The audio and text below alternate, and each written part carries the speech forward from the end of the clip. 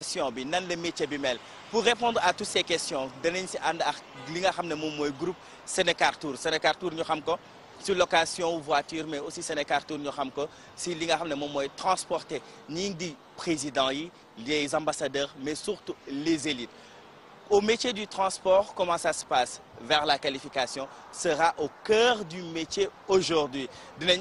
am entretien ak ki nga xam ne moom mooy le président directeur di Mbaye Sarr bu Sénécartour mais aussi dinañ am entretien ak chauffeurs yi. Vers la qualification sera aujourd'hui au cœur de la formation au métier du transport.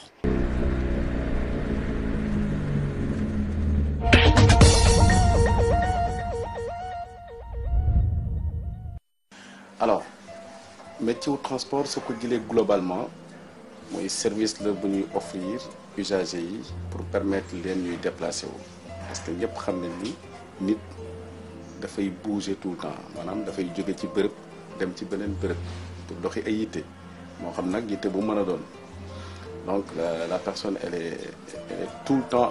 en perpétuel mouvement donc loolu moo tax les services de transport généralement global que ce soit le transport public commun privé transport de luxe mu nekk une nécessité comme ni ko service yu bari nekkee comme la téléphonie comme autre chose loolu tax mais ñun dañuy spécialisé wu surtout sur transport de luxe mais pas forcément transport de masse ndax ñun dañu am benn clientèle bu select c'est-à-dire ñun ñu ngi nekk dans l'événementiel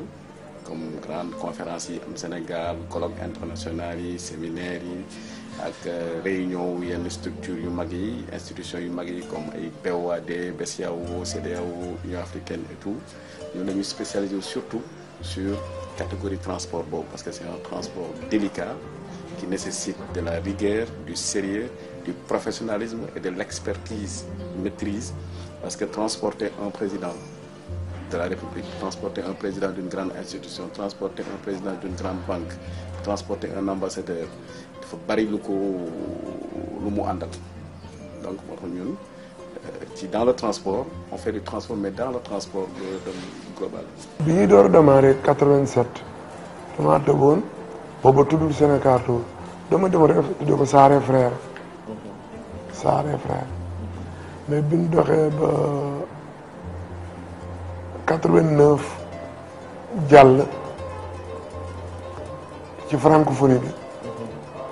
wax dëgg yàlla ñu liggéey ci liggéey bu rafet OCI 91 ñëw ñu taxaw ci taxawaay bu rafet réew yi ñu ko waxti représentant yi nga xam ne ñu ngi ci Sénégal ambassadeur bu ne ñoom ñëpp nag yàlla dafa mel ne di leen xiir ci Saare Frère ak itam gouvernement Sénégal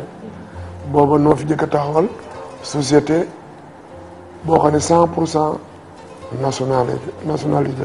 sénégalais la Saare Frère booba ñetti société laa fekk mën naa ko wax ndax samay mbokk lañu booba avisé laa fi fekk bi may démarré benn tubaab bu ñuy wax l'ambulance moo ko yore ku jàmbaare la woon ak benn société bu ñuy wax ERS tubaab bu ñuy wax Marpa moo ko yoroon ku jàmbaare la ak Europcar naar bu ñuy wax Foire Nocer moo ko yoroon ma dikki ñeenteel leen dina xat ndax li koy xatal réew yi miinuñu nit ku ñuul kuy def lii réew mi miinuñu sénégalais bu jóge ca kaw ga di def lii te jaaru ci école yu mag yi loolu lépp jaaxaloon na leen waaye jaaxalul yàlla nag maa ngi ñoom daana na société yooyu yëppin su dee dëgg laay wax maa leen puus ba ñu retiré wu ñoom waaye nag puusu ma leen ak xeex puusu ma leen ak wax ju ñaaw dama gëm ni may def di liggéey rek ba ñu daje ci marché yi fu nu daje ma jël la ci ëpp mbaa fu nu daje ñooña jox ma ko ndax sénégalais laa ba matuñu seen place ci marché yi ñu ci bari sax dañ ko mujj woo ay sénégalais jaay jox leen ko ci xaw ma nag ñu jaay leen ko waaye njaay mar la ko waral dañ caa mënatul am dara lañ caanam bu njëkk nga xam ne ñoo akimoo woon réew mi am na doomu réew mi ku ñëw xëccoog ñoom ci réew mi di wax ak waa réew mi nag commencé gëm seen bopp mu Sénégal bu njëkk ñu bari gëmuñu woon seen bopp dañ defe ne boo weexul wala xonquloo waroo seere dara wala waroo taxawal dara waaw wala boo waxuli nasaraan fekk nag ñun sunu gidd ki nu yàlla booleel muy Serigne Touba dafa noo wax dafa xamaloon mag ñi ni leen njëriñ ak lor nekkul ci ku ñuul nekkul ci ku weex ci yàlla rek la nekk xam-xamit ak man-man bu leen ko sukkandikoo ci der bu ñuul mbaa ko weex kon kooku dafa noo dimbali te it ñun ci njàngaleem rek la ñuy liggéey. métier chauffeur métti na ci kaw. boo ko xamul wala miinoo liggéey bi. mën na métti. mais nag bu fekkee da nga cee yaru wala nga judd ci màgg ci.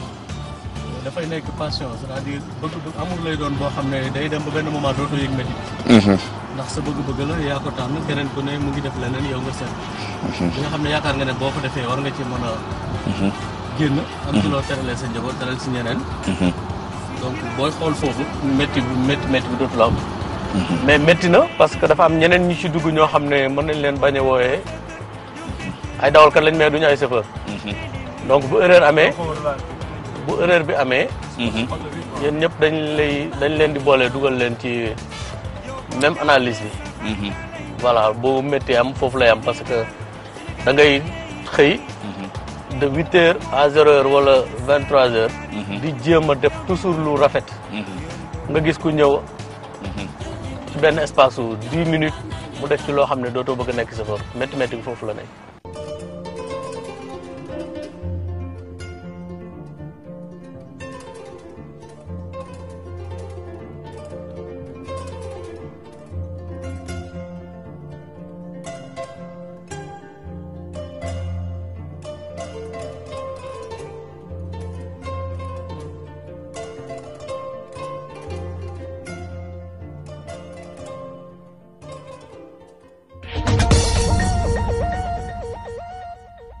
waaw xam nga wax naa la ci njëlbeen nga ni la départ oto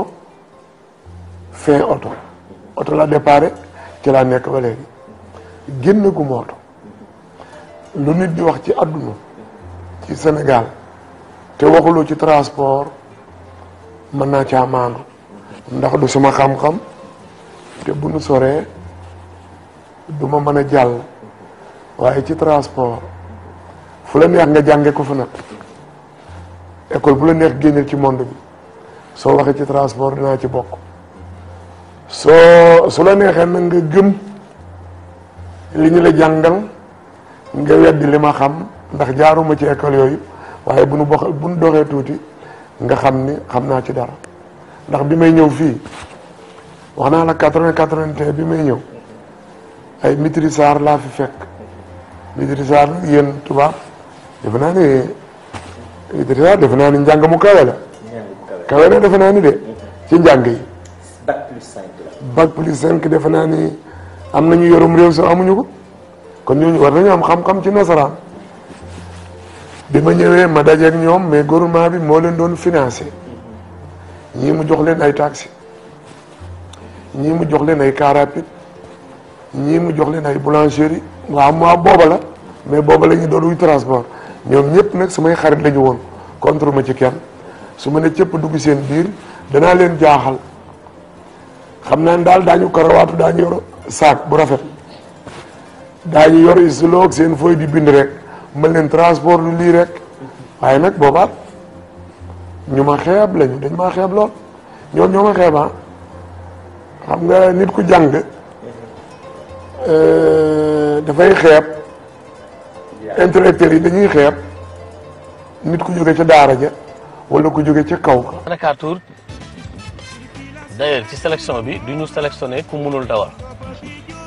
du ñu sélectionné ku amul expérience au minimum 5 ans mais ci biir formation boobu sélection boobu bu ñu defee seen sélection ba pare nag ci la ñu commencé defaat ay formation parce que man ci biir 14 ans yi ma nekk Sénécartour mun naa ne la def naa ci lu mat 5 formation wala 6 ba am ci ay attestation te bi may ñëw Sénécartour defoon naa ne man maa dàq dawal ñëpp c'est vrai dawal bi da nga koy mën àndaale ko mais formation bi daf lay dimbale ci lu bari parce que dañ toll ci jamono joo xam ne nii oto yi mujj a wàcc il faut nga am formation pour mën leen dawal muy bus muy oto bu ndaw beneen ba ci des mooy formation bi daf lay dimbale ci naka ngay mën a comporté woo ak ay personnalité naka ngay comporté woo ci cérémonie yi naka ngay solo naka ngay dawalale parce que c'est vrai dawal yëmul mais dawalal personnalité moo ci raw dafay am noo xam ne noonu nga war a dawalale personnalité donc kon formation yi baax na trop. D'abord il faut les capacités techniques nga mën a dawal oto déjà c'est la première chose nga xam oto parce que nit booy liggéey ci dara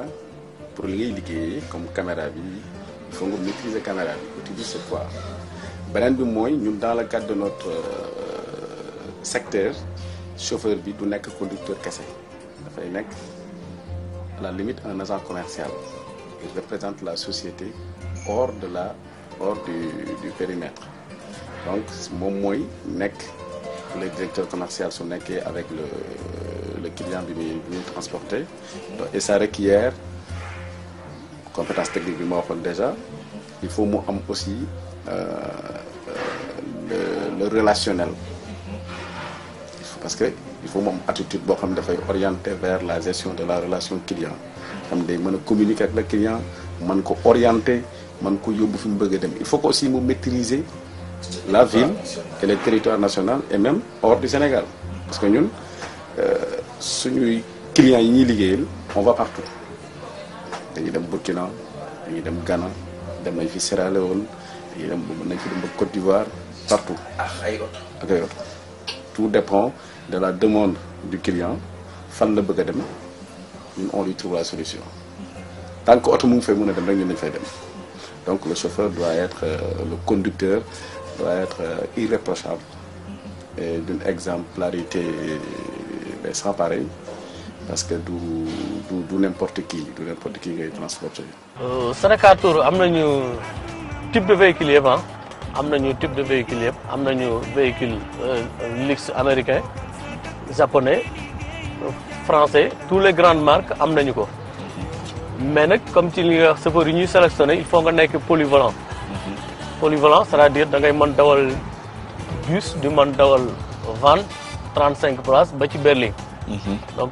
il faut nga mën dawal oto yëpp pour mën a am vrai critères yi ñuy soxla pour nga nekk chauffeur professionnel fii à Sénécartour alors ñun comme bi ñuy ñëw yàlla dogaloon na mënoon nañ dawal oto yëpp mais ak formation bi daf ñuy gën a jàppale tamit ci liggéey bi quoi. effectivement boo ñëwee bañ def test bi déjà ba pare boo ñëwee ñu def test déjà xool say capacité technique à conduire un véhicule ensuite dañu xool say attitude comportementale parce que dafa am ay valeurs yoo xam ne ñun dañ koy véhiculer il faut que say attitude correspondent à ces valeurs là parce que clients yi ñuy choisir parce que y a beaucoup de sociétés qui font de la location de voitures et du transport et ñun clients yi ñuy choisir dañuy choisir sur la base de critères bien définis professionnalisme expérience sécurité confort et ça ñun loolu dañ koy répercuter sur le choix des conducteurs parce que le conducteur dans notre métier le conducteur est plus important mën nga am benn conducteur mu yor oto bu bees mais le client bi n'aura pas satisfaction du service parce qu'il se serait mal comporté mën nga am benn oto bu moyen nga am un excellent conducteur le client aura une satisfaction totale du service donc le conducteur est hyper important dans le cadre de notre stratégie. Exactement. mais amoon nay jamono dañuy dem ba ci 400 et quelques véhicules mais nag dañuy jaxase yëpp bus yi 4x4 minibus berline deluxe ak petit véhicule yàlla dimbali nañ loolu ba kenn nattableetul ci dëkk bi noonu ci kanamu Sénégal ci métier bi ñuy def laa wax na waxuma meneen métier ci Sénégal yi laa la wax waxuma nga génn dem feneen mais Sénégal ku bëgg ak ku bañ ci métier mi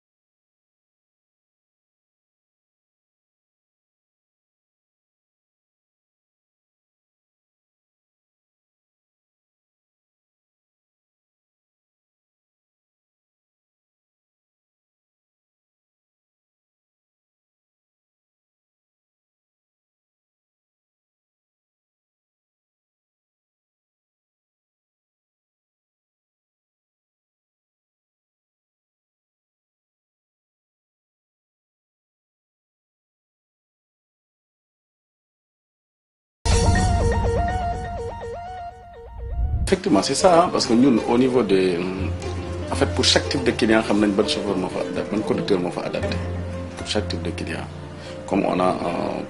une base chauffeur pour large, qui n'est que de ses capacités. Et puis ses attitudes, sa présentation, ta façon de communiquer, comment parler, comment gérer un client. Donc, moi, j'ai des sélections qui bir conducteurs, ni gérer tout ce qui est trucs haut de gamme, les clients haut de gamme, comme les présidents, les vice-présidents, les ministres et autres. Mais il y a des conducteurs qui sont juste spécialisés côté bus, minibus et autres.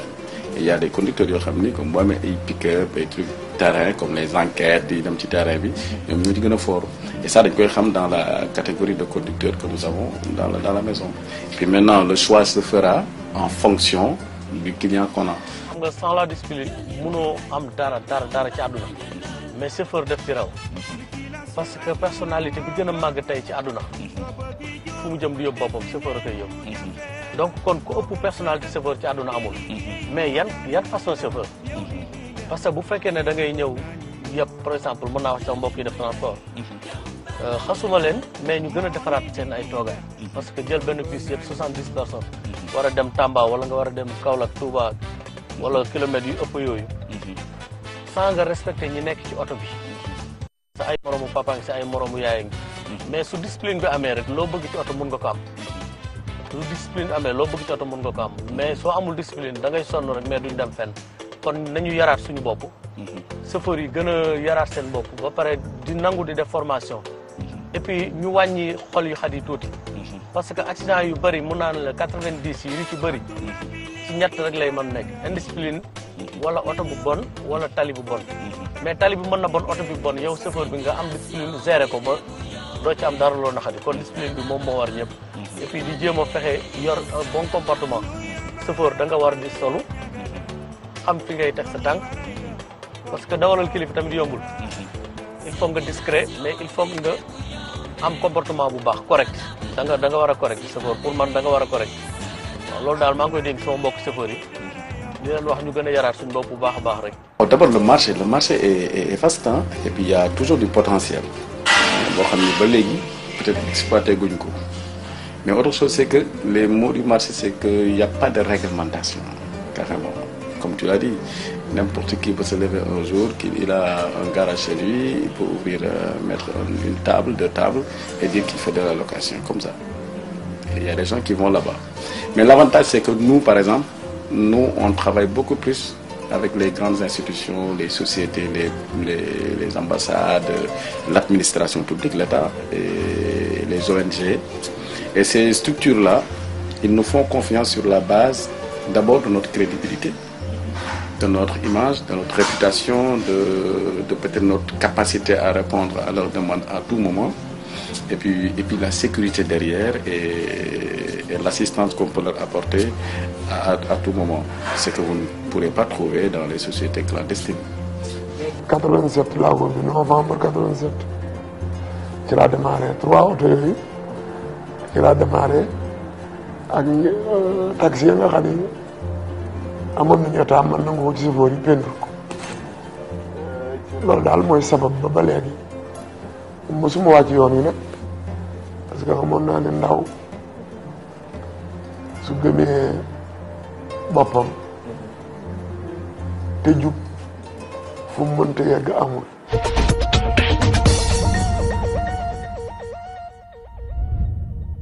li moo nekkoon suñu émission vers la qualification professionnelle tey ñu demoon ci métier wu transport waaye ci métier wu aussi location de voiture nan la ñuy transporter voiture nan lañ koy louer mais surtout comportement wu chauffeur yi gis nañ ki nga xam ne moom mooy le président directeur général bu Sénécartour di Mbaye Sarr mu expliqué ñu nu mu jaar-jaaram ba fu mu yegg ci tey jii nii métier transport métier location yan problème la am mais surtout ban comportement la war nit ñi war a am mais aussi di rappeler ñi nga xam ne dañu nekk ci secteur bi ñu dem vers la formation gis nañ tamit chauffeurs yi ñu wax ñu formation yi nga xam ne am nañ ko mu nekk des formations à l'interne mais surtout ñuy appeler yëpp ñi nga xam ne ay agence de voyage lañu wala yëpp ñoo xam ne ay agence de location de voiture lañ ñu dem vers la formation une formation à l'interne mais aussi di appeler chauffeurs yi si li nga xam ne mooy respect wu code de la route mais aussi respect wu li nga xam ne moom la environnement bi li nga xam ne moom la tali bi di laaj vers la qualification au métier de la location li moo nekkoon suñu émission wu tey ñu leen di jox rendez-vous dans 15 jours pour une autre formation et un autre métier.